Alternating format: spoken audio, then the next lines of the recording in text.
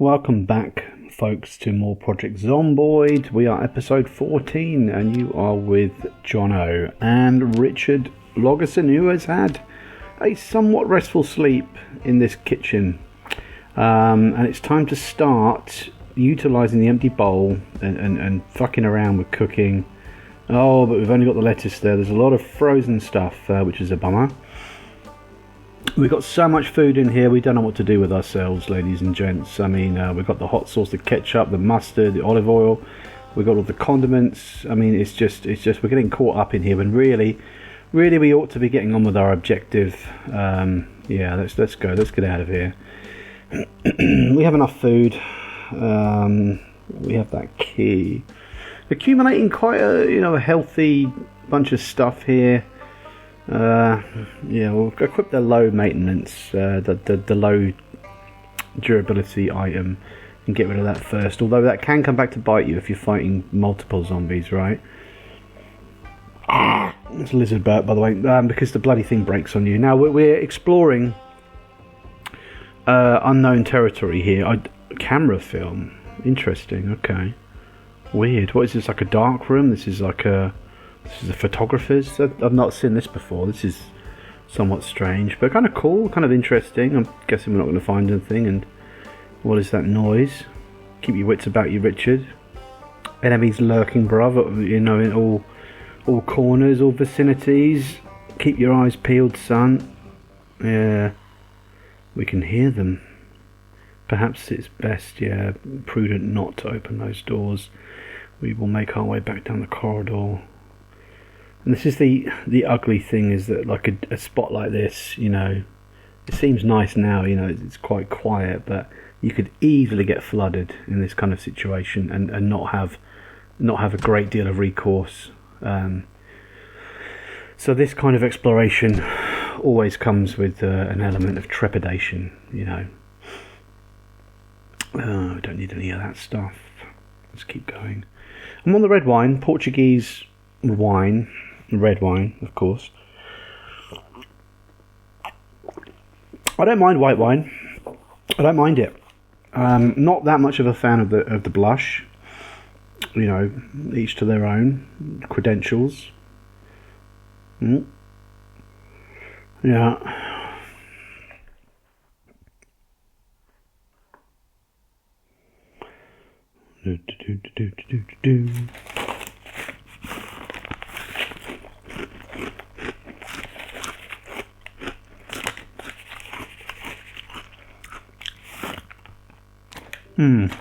Off we go.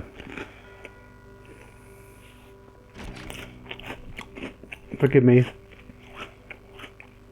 I'm munching on crisps and cigarettes, really.